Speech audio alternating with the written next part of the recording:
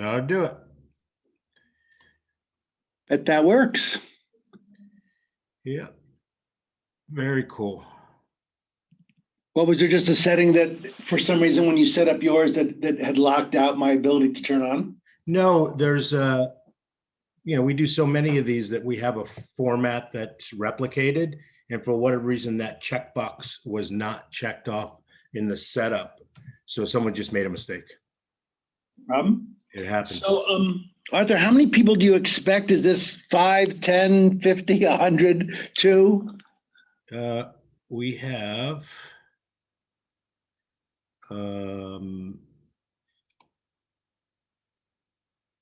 we did this last minute.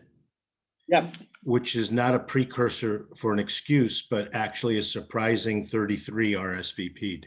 So it ain't bad. Not bad. And as you have probably also experienced,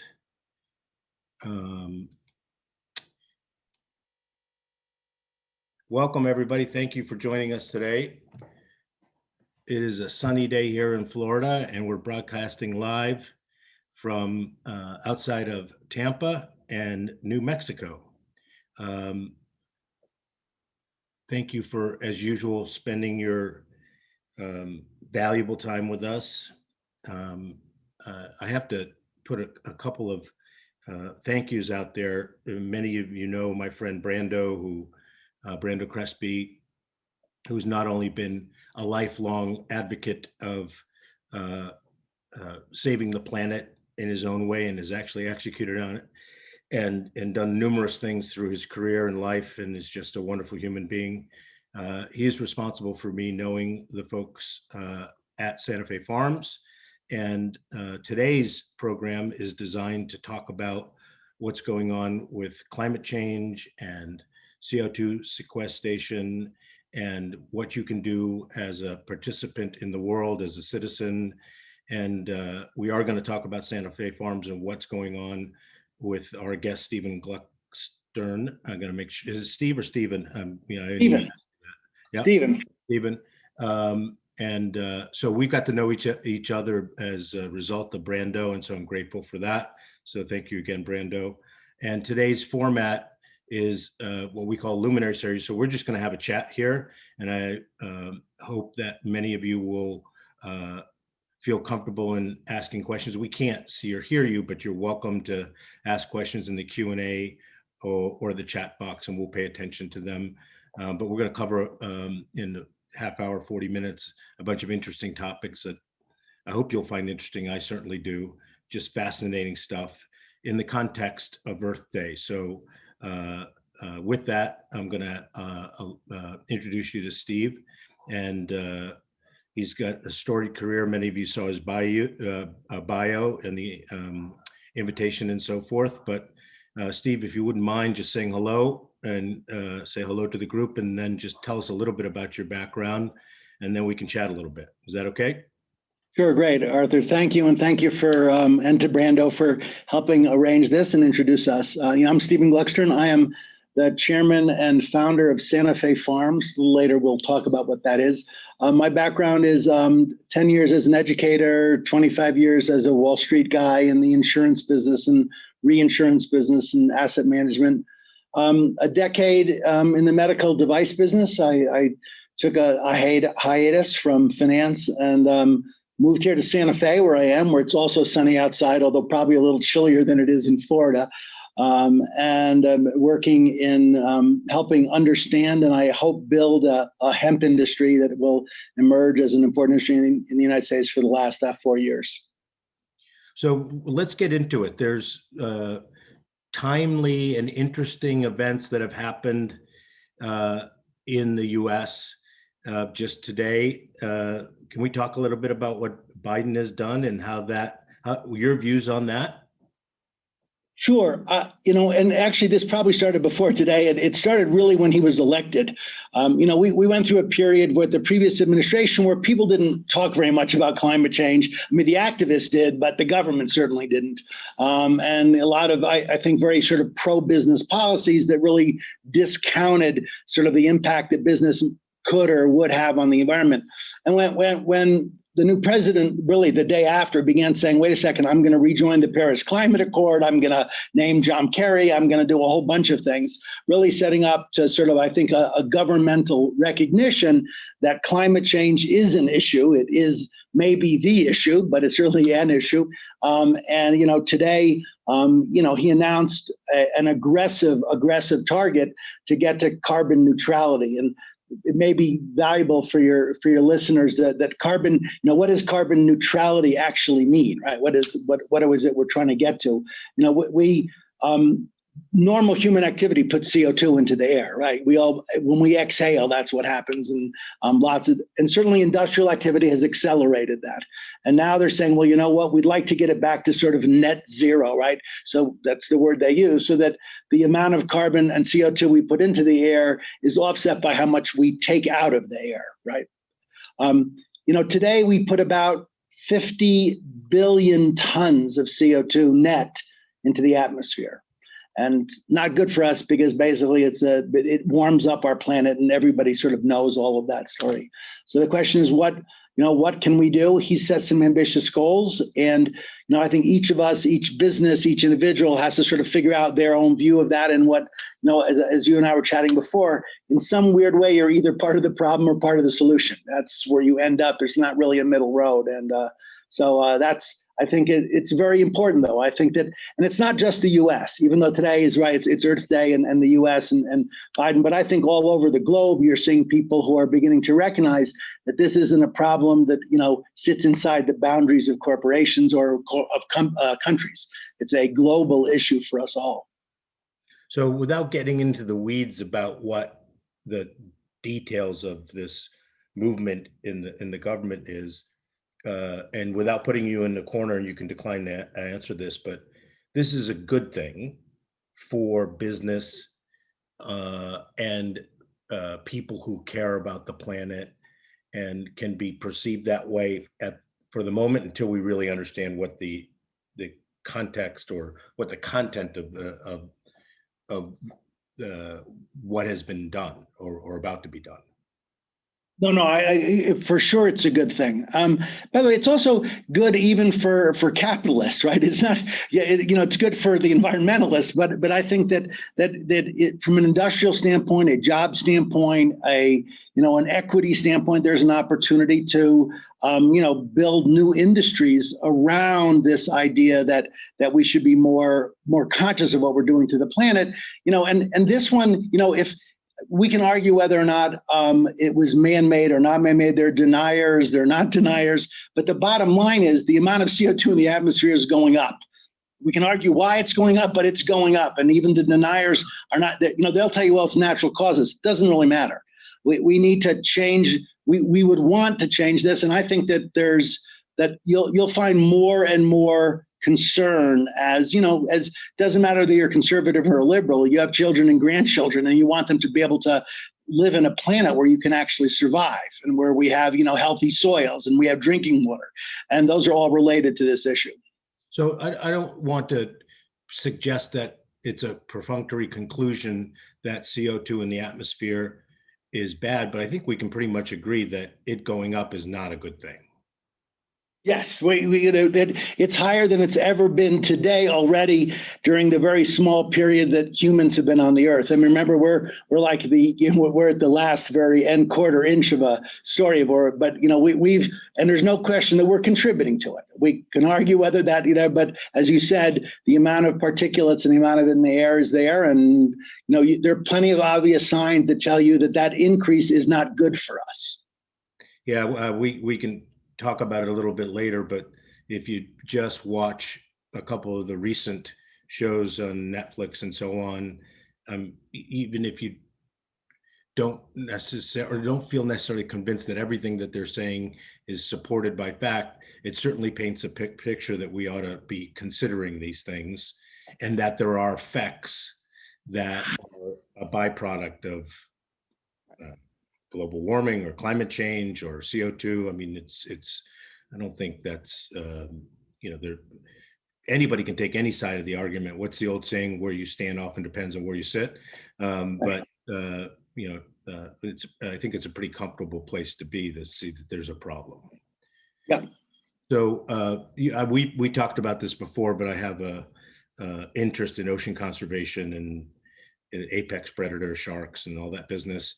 And I learned from you that aside from the ocean and my hair that sequesters a lot of CO2, there's a plant that is, I'm setting you up, that is surprisingly more effective than anything else. Can you explain to us what that's all about?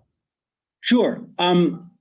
Whether let me clarify by saying whether it's the most effective, we're not exactly sure yet. But obviously, what happens is as CO2 is produced, the most effective way to convert that to something else is through photosynthesis. It's been around for a long time, right? Plants basically take in CO2 and break it down to sugar and oxygen. And right, they use the sugar to grow, and they use the oxygen to put back in the air. And we all know that, people have always said, planting trees. What does it mean to plant trees? Well, it means you're trying to find a way to increase ability to absorb the CO2. The ocean's the most effective sink. It's gigantic, right? And it absorbs the light, and it is a good place for us to put the CO2. But in terms of land, we've always assumed that, the Amazon and areas like that are the best sequesters of CO2. And the sequester it's a funny word because it's not really, in some cases it stores it, but in most cases it's transforming it to carbon and other activities. It turns out that the hemp plant, the plant that most of us probably originally thought of as where marijuana came from, that plant is a very, very effective sort of transformer of CO2 into other products. It's so effective, by the way, that that people began to start measuring it, there's an argument that says an acre of hemp planted can sequester as much CO2 as an acre of Amazon rainforest. And that's pretty much established. People are pretty much happy that an acre to acre, that this plant has the ability to do it. The real miraculous part is the plant grows in 90 days, and the Amazon rainforest takes 12 years to grow. So you can chop down the hemp and do it again every 90 days. And that is a powerful potential agricultural way in which we can think about improving climate. I mean, one of the things that the president talks about net zero. Like, what does net zero really mean? It means that you're going to have to find a way to either reduce what we produce, right? You have technology, go to electric cars, you won't burn as much gasoline, put up big offshore windmills, and then you won't have to do as much coal or use other forms of petroleum. The answer is my view is we can't get there all the way. It's unlikely that technology just takes us all the way there. It's too big. And by the way, even if you get to net zero, think about the thousands of years of humans that we put the stuff into the air already. So you really got to get to net negative. And one of the ways it's effective is agriculture. Agricultural sinks are a very good way to do that. And in that case, hemp appears to be a very, very effective way of achieving that with a relatively inexpensive crop that, by the way, has lots of other benefits after you sequester the carbon. So that's Santa Fe Farms. Our business is really focused on industrialization of the hemp plant, which again, I think most of your listeners will know that up until 2018, you couldn't even legally grow this. No one alive today could grow it because it's been sort of a prohibition for a big, almost 100 years. So we're looking at, and that's one of the important components of why we're in business. Which leads me to a question I was thinking about, and you can just wing it or give us an idea of what you think. But it's been a prohibition in this country, but hemp has been grown all over the world for rope and fabric and that sort of thing. And do you have a sense of if you would just be able to, if the stats were available, is there a 10% increase in hemp being grown because of what we're doing in this country? Or is it just growing globally? What's going on with because there's all kinds of other things going with CBD and so on and so forth. We know this. So, by the way, one of the things that we don't have very good handle on is statistics, because it wasn't being grown and no one was to measure it. What we do know is the Chinese have been growing hemp for many, many years continually, and they are by far the leaders in growing hemp today. They use it for lots of its industrial uses. We don't know how much they grow, to be honest, that people have estimated. in Europe, it's been around for a long time. And, obviously the Phoenicians, used it to make rope and sails and sailed around the world with it. So in sort of the Americas, it's been legal to grow in Canada since 1998. So the Canadians have a big head start, but they have a relatively small market, right? Canada's a great place, fabulous to go visit. There's not many people there. And so I do think you're going to see a tremendous movement, and not just because of the carbon story here, but because they're beginning to realize that this plant has nutritional value. It has value in other kinds of carbon derivative products and building products. And one of the things that's quite amazing about the plant, as an example, if you use it in a building product, it turns out it continues to sequester carbon for as much as 100 years. So you think today of building these concrete buildings that acidify. By the way, after 25 years, I don't know if you live in a concrete block housing, that air is not very good in there after 25 years, as opposed to seeing something in hemp. So I think you're going to see it become a much more prevalent part of lots of aspects. The bonus is the carbon piece, right? The carbon sequestration helps people get over the hump of, well, it's another fabric. Why should I use this fabric? Or no, let's take paper. Just take paper. So paper is made from trees. That's how we all grew up thinking where it came from.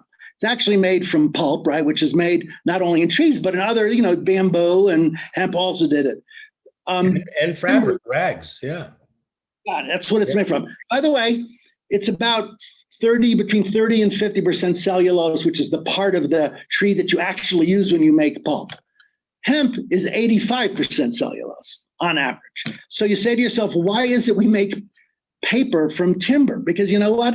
It will be made less expensively eventually and much better for our planet. And you leave that tree takes somewhere between 5 and 15 years to grow, depending what kind of tree you're using.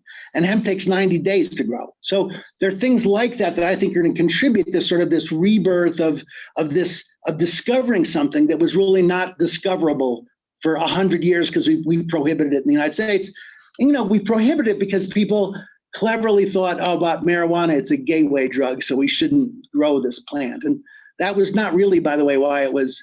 The timber companies and others 100 years ago realized that it would be a very big competitor, so they hid behind a marijuana story and got it basically made prohibited. Yeah, pretty convenient. Yeah.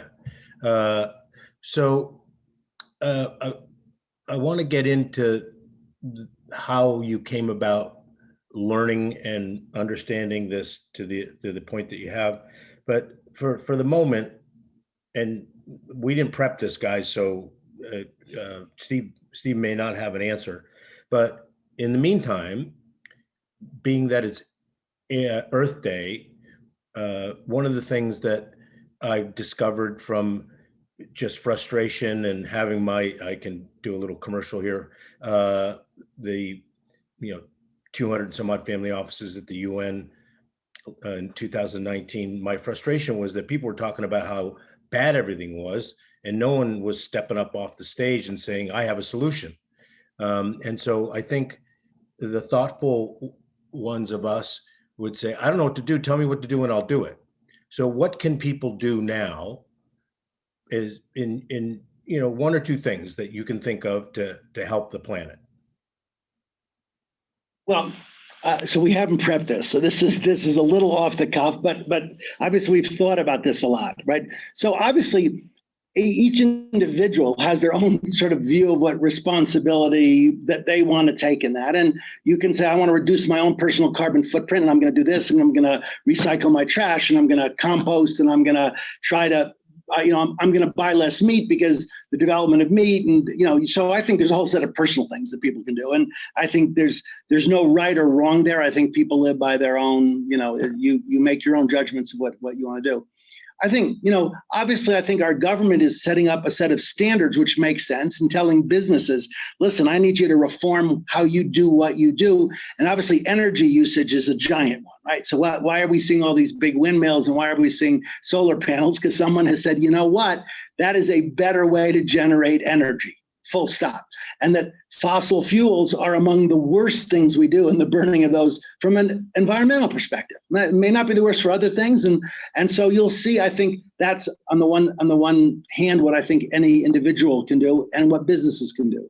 What we're doing is saying, look, we've discovered this plant, however happy we are, and as we sort of keep tearing apart what's really there, we're fascinated to see that this particular plant has a lot of consequence potentially in what our corporation could do. How could we do this? And instead of making paper from timber, making it from hemp, instead of regenerative agriculture. I'll tell, just for fun, I'll tell you a great story. So a lot of people tried to grow hemp in 2019.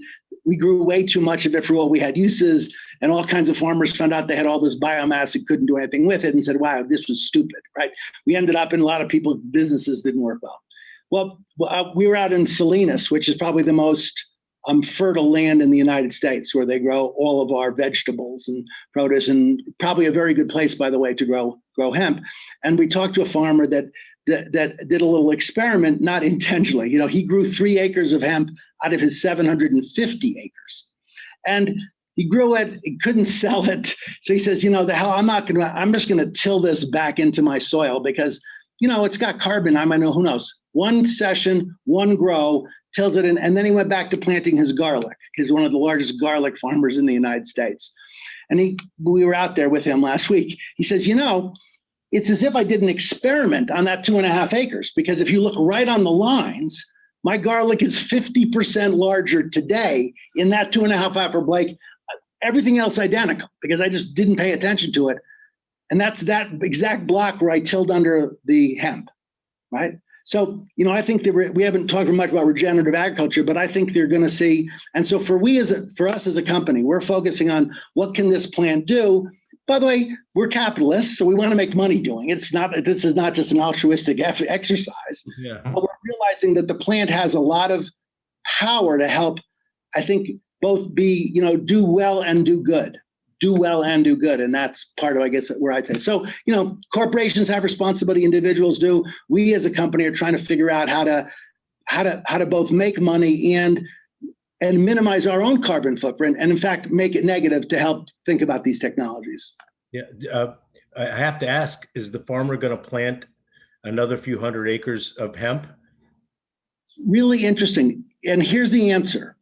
They won't pay unless they can be convinced that there's an economic return for them. And by the way, there better be an economic return or there won't be planting. And it got way out of bounds. Part of the reason Santa Fe Farms is looking at sort of the entire supply chain is you realize that if farmers can't make money, it won't matter how much CBD people buy or how much paper you want, if no one's going to grow it. Yeah. So we're looking at sort of a more industrial model. Look at, this was a cottage industry, right? Because it was mostly illegal marijuana growers. That's who was growing hemp for the last 100 years. Right. Let's be honest. Yeah.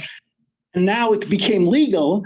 And by the way, medical marijuana, I'm proud to say, was first made legal in 1974 in New Mexico. Actually, the father of one of my colleagues who was the governor did that. And so you're just beginning to see this sort of rotation out that says, wait a second. And so now we have to make sure farmers can make money, fair return. Because here's what I'll tell you about farmers. And I've learned this because I wasn't a farmer. I'm a city guy, right? The farmers will say, I farm because I love to farm. That's what I do. If I didn't love to farm, I'd pick some other profession. So I'm a farmer, so I have to be able to make money. By the way, if I wanted to be super rich, I wouldn't be a farmer. I'd find something else. So I just want to make sure I can make a return on my farm that's commensurate with other. And if I can grow hemp and make more money than growing lettuce, guess what? I'll grow hemp. That's how it is. And so I think that we're working hard with our farm partners, by the way, to try to make sure that they can get a fair return on their investment. Because if they can't, there'll be no industry. So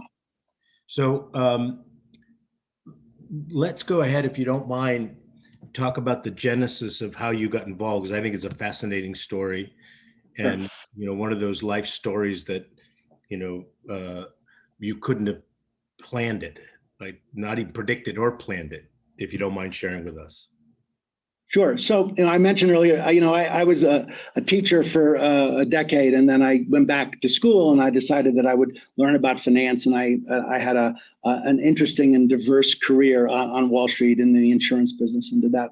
Then when I turned 50, I decided that my mother had always told me I should have been a doctor, which was something I always said harbored my interest in. So I spent some time studying neuroscience, and then got involved in a bunch of businesses. And I basically moved here to New Mexico 5 years ago, thinking that I don't know what I was thinking. I'm not a good enough golfer to see that as my be all and end all.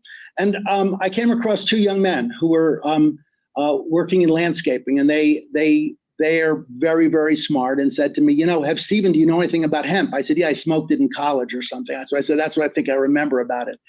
And they said, there's this new law. It's about to become public. And, I'm an inveterate student. I mean, I love to read. I love to learn. That's how my career and sort of developed. And I started reading about this. And I realized how little I knew, A, about agriculture to start with, but B, about hemp in specific. And they basically challenged me effectively and said, listen, if this interests you, why don't you start a farm? Why don't you buy a farm and we'll farm it for you? So I said, that's an awesome idea. Okay, great idea. And I called up a couple of my friends, some of whom I see in the audience here today, and said, why don't you come in? We're going to, this is interesting, and it's a plant, and we'll learn about it.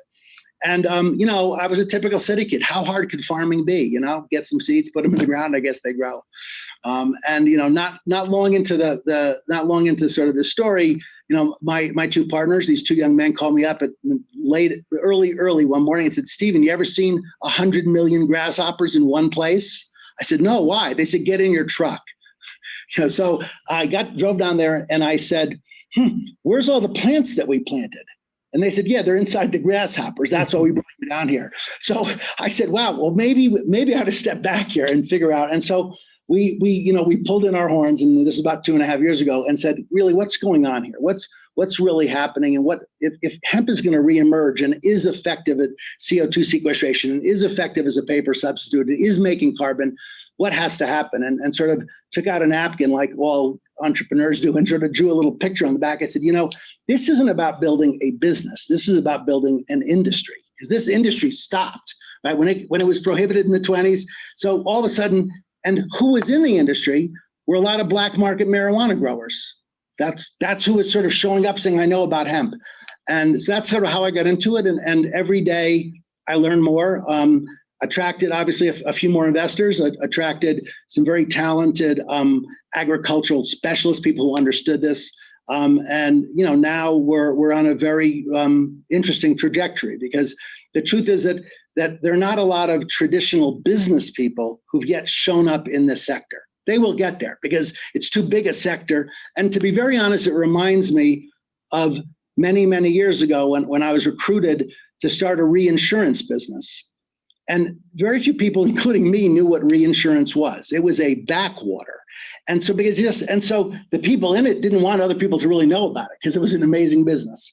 And this strikes me as exactly the same. And so, I went and a few other people, and within 10 years, by the way, some of the smartest people in the US were in the reinsurance business.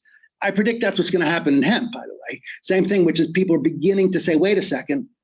And in some ways, the CO2 sequestration, carbon is going to just shine a light on it in an incredible way, right? If that wasn't there, we could still be in the backwater. But I think you're going to see us emerge. And Arthur, you and I were talking about this. I sort of thought that when I got to Santa Fe, I was going to, spend time. I'm the chair of the New Mexico Education Retirement Board, and I thought it was going to sort of be the civic part of my life. And for better or for worse, it's now back to what was like in my 30s, and exciting, and it's a fascinating area. So there's two elements I'm not sure you're prepared to or can talk about. So I'll try to bring them up in a clandestine way. One is how you're rolling up or aggregating farms, and two, your relationship with I'm going to get chastised, Native American, American Indian. I don't even know what the right thing to say. Okay.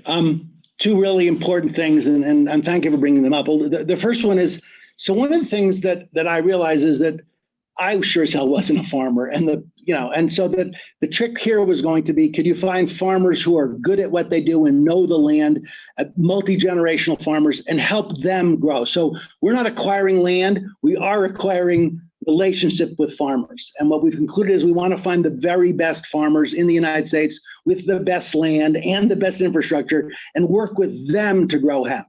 So we have a strategy, we call it our Farm Partner Program. This year, I suspect we will farm somewhere between 3,000 and 4,000 acres of working with farmers to grow. In particular, this year, probably cannabinoid-based hemp. More we haven't talked about. This is sort of the CBD world, but that'll eventually go into industrial. So that's the second piece. That's kind of our roll up. It's not exactly a roll up, right? That's our sort of getting more and more partners. Think about that, more and more farm partners. So one of the things that's interesting, and I'm sure the people on the line will have seen this, is there's a lot of talk about social justice in the marijuana business, right? That as marijuana becomes legal, which is how people mostly think of hemp, the question was, hey, we used to throw people into jail for smoking this. They're in jail today. Now we're about to make it legal. And in particular, it disadvantaged inner city, which turned out where Black and brown people lived. And so if you look at who bore the brunt of the war on drugs, it was not the average white guy, right? It was communities of color that were basically predominantly urban. So all of the talk has been about African Americans and making sure that that we let them out of prison, by the way, but more importantly, as business opportunities show up in there, we should make sure that they have a access to it, right? And access, in whether it be minority-owned businesses, and we should protect the fact that since they bore the brunt of that. In doing that, I began to, I live in New Mexico, where the truth is there are fewer African Americans than there are Native Americans here. And so the story of social justice began to resonate like, well, okay, what's the story with Native Americans? I will tell you that what I've learned in the last year, it has shocked me about the treatment that over the hundreds of years Native Americans have endured. And we all study American history, and but I don't think anyone ever used the word genocide for what we did to Native Americans. But that's what we did. That's what we did.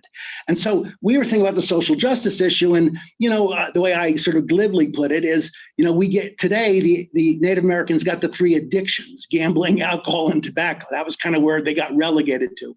But Native Americans there are many things, obviously incredibly rich culture, there's all those things, but they also have 55 million acres. That's different than the other minority groups. And some of the oldest water rights in the United States. So one of the ideas Santa Fe Farms began to talk about, but now deeply involved with, is that why wouldn't we think about hemp and even carbon sequestration, agricultural-based carbon sequestration? Why wouldn't we put the same sort of emphasis on doing that in Indian country? Because they have most of the assets. By the way, many of them have been farmers, and there's a long history of growing and all the things. By the way, there's a long history of caring for the earth. There was a very interesting article, if you haven't read it, this week's Atlantic magazine about why don't we just give Native Americans back all of the parks, all of our national parks? Because, by the way, they cared for them. By the way, they were their land to start with, and they understood how to care for it.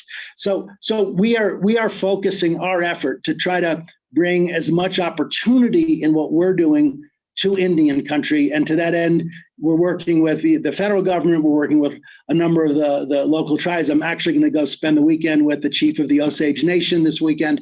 And so we have a big emphasis for us. And that is going to be part of our, if we have a carbon mission, right, that we talk about it, that wanting to do well for the planet, and that we at Santa Fe Farms think about that. We're also going to think about the social justice and see if we can bring some of this opportunity to Indian country. And there is vast opportunity, and by the way, vast interest. So this is a big ambitious goal, but I think has a real chance of being actually actualized. So I was going to ask whether they're as a nation open to it. I use that word just to identify them, and you said yes. And then the other question is, there's vast amounts of land. Is there adequate enough of land that's can be conditioned or isn't conditioned to grow hemp on the reservations, for example? So obviously not all 55 million acres, right? Obviously, and water is the determinant here, right? Do you have adequate water? But there's millions and millions of acres.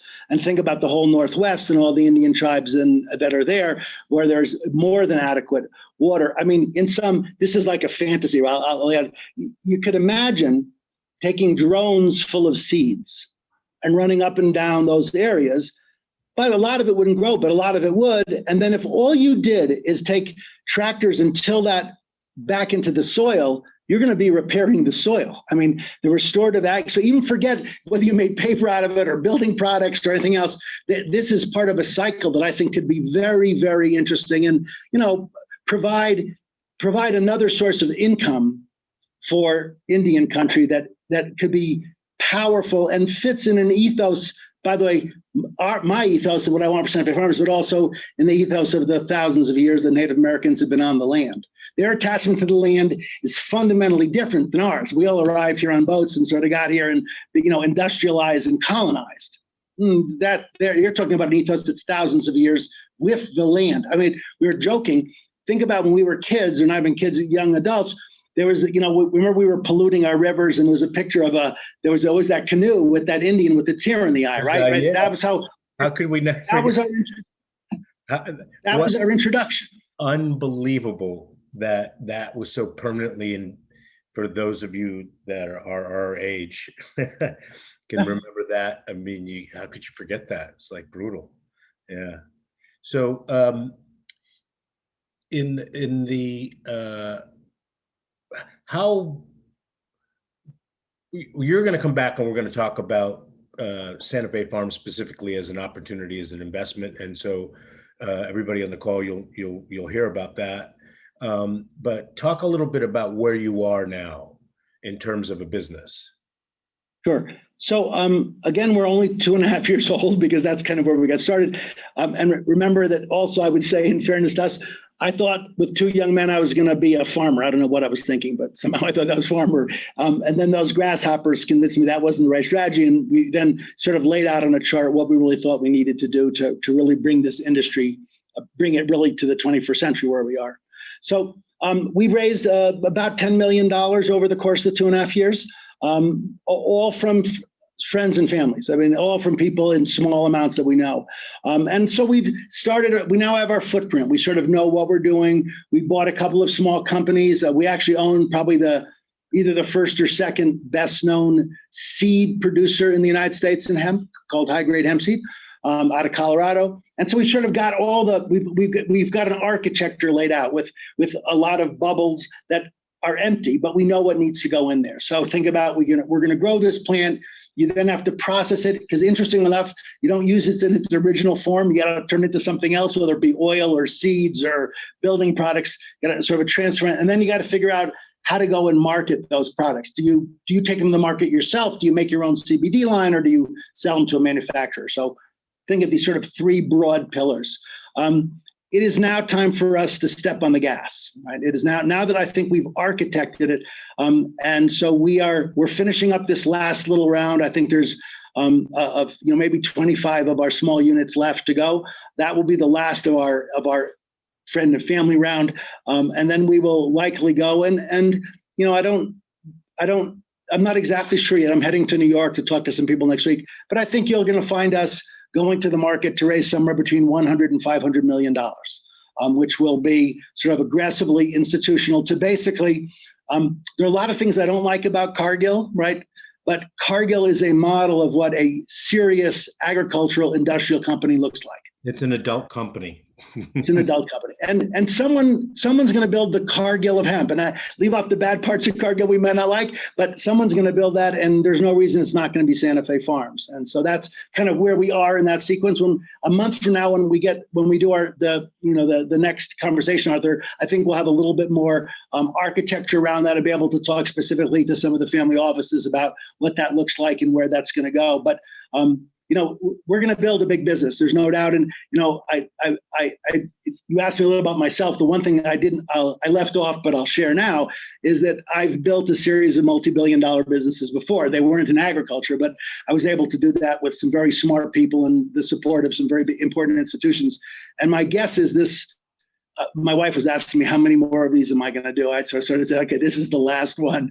It takes 5 years to do it, but I see that here. I feel it in my gut. It feels just like when I was 35, and then when I was 50, and now that I'm 70, that this is going to be the last, I promised her, the last one. We will see, but it sounds good. You look great. So we're going to have to wrap things up, but there was a few questions. Let's just take one.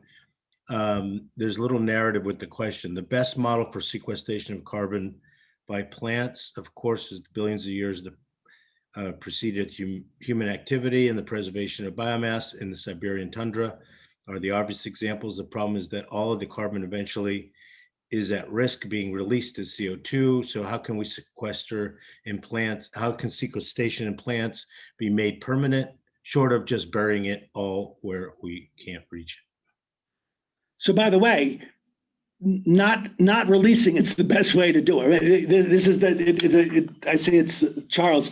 Obviously, it's a really good question. This is exactly what we're doing. We're taking all of that fossil fuel that's been generated over billions of years. We're now burning and releasing it back into the atmosphere. So one of the things that, in fact, we need to do is bury it and keep it buried. Right. So that's when we talk about stop and burning fossil fuels, you're not getting out of the air what you put in, but you'll stop putting more in. And so I think that quite actually answers the question itself. The best way is to keep it in there. Right. And to keep it in the roots of those plants. The whole discussion about no-till agriculture, a lot of, if you go in that field and if you grow hemp and then chew it up and burn it in the field and put that CO2 back in, you haven't done anything. So there's a question of permanent sequestration. Now, obviously, we're not going to be able to do that with everything that we do, but with a big chunk of what we do. And I think if you talk to people in the regenerative ag space, that is the philosophy here is how do you keep it buried for as long as possible, if not forever? And so that's the same question. By the way, the ocean's really good at that, but we're acidifying the ocean and by the way, when we raise just a little bit the average temperature on the face of the earth, you make it harder for the ocean to sequester the carbon.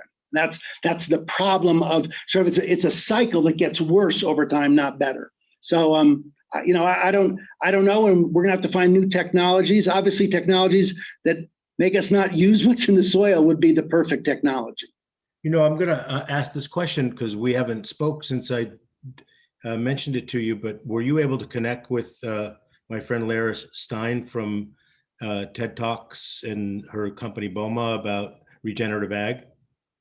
Not only have we connected, we've also connected with two of her partners, and Lara and I are going to see each other next year. And obviously that there's now a growing movement, and certainly the BOMA is part of that, of beginning to recognize that our agricultural practices can be adjusted to be more effective in keeping that carbon in the ground.